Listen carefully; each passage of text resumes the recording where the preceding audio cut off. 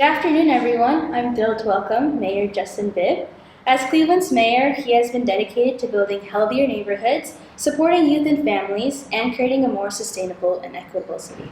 So, good afternoon, Mayor Bibb. Great. Good afternoon. Good afternoon. Thank you so much for taking the time to speak with me today. As a junior mayor, I've always admired your leadership and commitment to Cleveland's future, and I've been exploring how crucial a role leadership can play in both health and community well-being and building. So I'm excited to hear your perspective on how Cleveland is becoming a healthier and stronger city.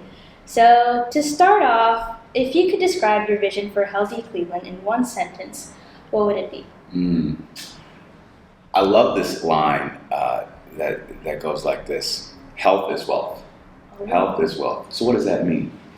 Well, Cleveland is often known as one of the healthcare capitals of not just the country, but the world. We have great hospitals like the Cleveland Clinic, UH and Metro Health. We have great higher ed institutions like Case Western and Cleveland State. And so we really prime ourselves around leveraging research and innovation to really advance healthcare and the science of healthcare around the world. But underneath that backdrop, we still have some of the highest health disparities in the country. If you look at some of our zip codes on the east side of Cleveland, compared to some neighborhoods on the west side and their zip codes, the life expectancy differs from 10, 15, 20 years. And it doesn't make sense that in parts of our city there could be a life expectancy of, let's say, 70 years old, but in other parts, 50 years old, especially if you're a person of color, right? And so we have a lot more work to do to make sure that our children get a healthy start. We have a lot of work to do to make sure seniors are walking and staying active. And we also have a lot of work to do to make sure we can continue to attract that talent and innovation, because all those things are interconnected. Wow, yeah. I've also noticed a couple of your initiatives that focus on those specific topics you mentioned, specifically for youth. I remember you created something called the Municipal Cabinet for Children and Youth. That was pretty cool. Yeah, so thank you for sharing that vision. So if we could build on that, what do you think the biggest health challenges Cleveland is facing right now? I know you kind of brought this up, and how is your administration focusing on solving that? If there is one issue I think that continues to keep me up at night, is our lead poisoning crisis that affects children across the entire city of Cleveland. We still have one of the worst lead poisoning crises in the country. And we made a lot of good progress. Just today we announced that we've seen a consecutive decline in the amount of children that have been exposed and poisoned by lead paint. And so we're really proud of that progress, but it's not enough. We have to make sure that no child in our city is poisoned ever by lead paint again. So we're doing a couple of things to tackle that. One, we're working very closely with City Council to think differently about beefing up our legislation to make sure that we have the right policies on the books to hold landlords accountable and hold residents accountable to ensure that we're not continuing having lead homes that exist that people are living in across the city. We're working with the Lead Safe Coalition to give out grant funding to landlords and homeowners so they can redo their homes and abate the lead in their homes. And so we just have to make sure we have an all-of-government approach, but an all-of-community approach as well to address this crisis. I think that's important. I've heard a lot about your lead prevention programs. I like something about homes that are built before 1978 have lead paint and chipping of paint. All these can affect children that are living in their houses. So I think it's really important that you're doing this. Absolutely. So moving on to the next question. Many young people struggle to balance academics, stress, and staying healthy. So how is Cleveland supporting students' physical and mental health, both inside and outside of school? Well, not only do many youth face this challenge, many adults like me face this challenge. When you have hectic jobs, when you're trying to raise a family, when you're trying to start a business, it's really tough to balance it all.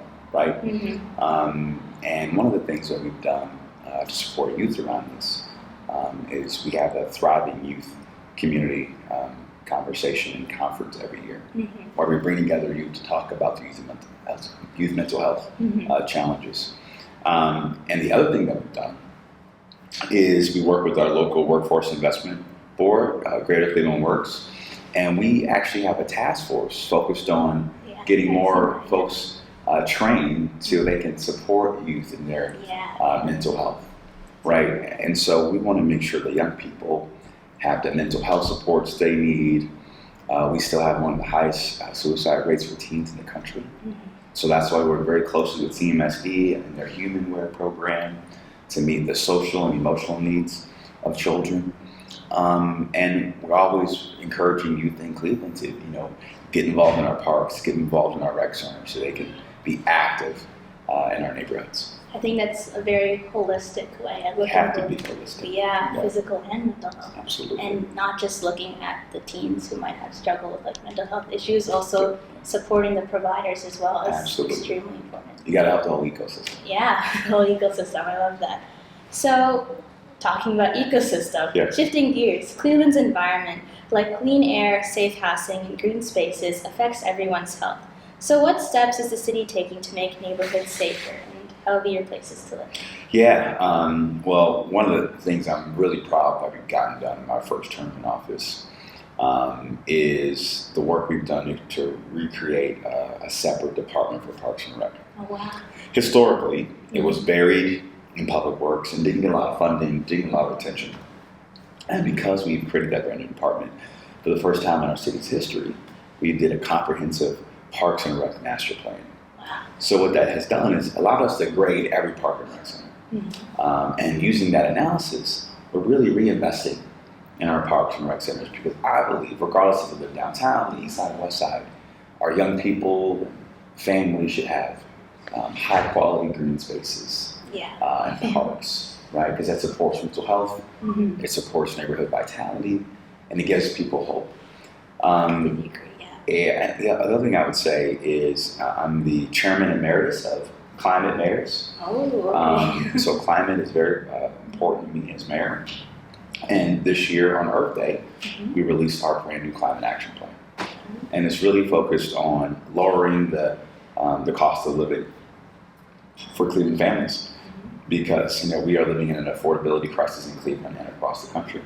And so how are we lowering folks' utility bills? How are we training folks like you to be a part of the green jobs of the future? It's expected that we're going to create 10,000 new jobs by 2030, all related to the green economy. Oh my gosh. So we got to train folks like you to be a part of this green revolution, right? Yeah. And so I think we're doing a really good job of prioritizing not only job creation and wealth creation, while also investing in key initiatives to address our environment and make Cleveland a greener city. Really are starting a revolution. Something like that. Yeah, I've also seen many parks being redone around me. So I think it's very cool to see on a day-to-day basis. It's working. Yes, it's working. It's cool to see how on a day-to-day basis the impact you're making. Absolutely. So it's very nice. So a little bit more personal. I'd like to hear more about your personal motivation for prioritizing health and wellness. So you've made health and wellness a big part of your leadership. Was there a personal experience that made this issue meaningful to you, or something that keeps you motivated to focus on it every day? Yeah. My dad died 9 years ago. It'll be 9 years this November. And he was only 67 years old when he passed away.